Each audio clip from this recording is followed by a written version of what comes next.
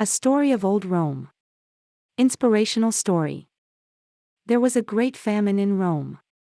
The summer had been very dry and the corn crop had failed. There was no bread in the city. The people were starving. One day, to the great joy of all, some ships arrived from another country. These ships were loaded with corn. Here was food enough for all. The rulers of the city met to decide what should be done with the corn.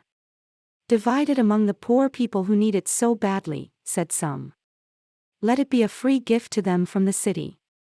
But one of the rulers was not willing to do this. His name was Coriolanus, and he was very rich. "These people are poor because they have been too lazy to work," he said. "They do not deserve any gifts from the city. Let those who wish any corn bring money and buy it." When the people heard about this speech of the rich man, Coriolanus, they were very angry. "He is no true Roman," said some.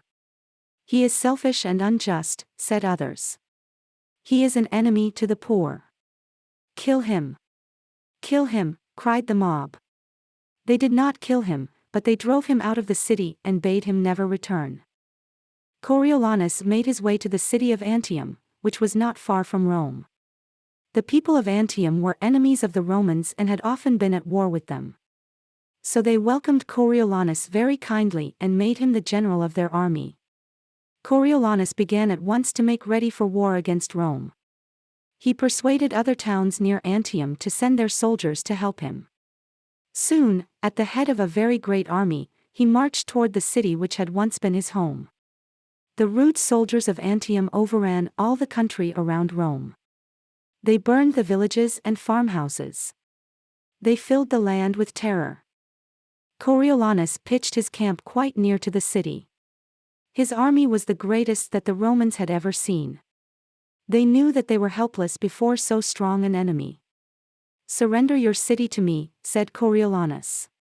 "Agree to obey the laws that I shall make for you. Do this, or I will burn Rome and destroy all its people." The Romans answered, "We must have time to think of this matter. Give us a few days to learn what sort of laws you will make for us, and then we will say whether we can submit to them or not." "I will give you 30 days to consider the matter," said Coriolanus. Then he told them what laws he would require them to obey. These laws were so severe that all said, "It will be better to die at once."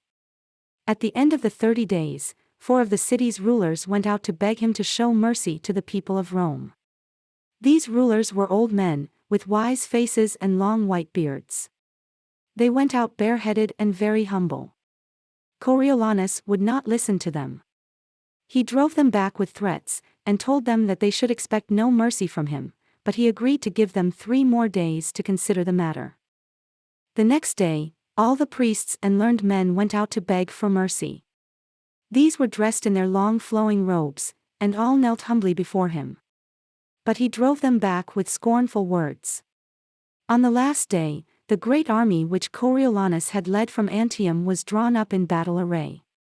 It was ready to march upon the city and destroy it. All Rome was in terror. There seemed to be no way to escape the anger of this furious man. Then the rulers, in their despair, said, "Let us go up to the house where Coriolanus used to live when he was one of us. His mother and his wife are still there. They are noble women, and they love Rome. Let us ask them to go out and beg our enemy to have mercy upon us. His heart will be hard indeed if he can refuse his mother and his wife." The 2 noble women were willing to do all that they could to save their city. So, leading his little children by the hand, they went out to meet Coriolanus. Behind them followed a long procession of the women of Rome. Coriolanus was in his tent. When he saw his mother and his wife and his children, he was filled with joy.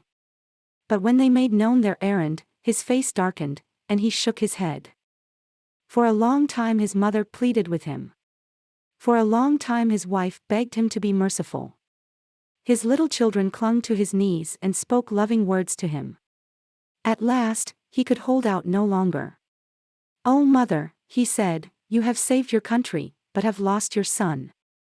Then he commanded his army to march back to the city of Antium. Rome was saved, But Coriolanus could never return to his home, his mother, his wife and children. He was lost to them. Thanks for watching and listening. Please don't forget to subscribe and like.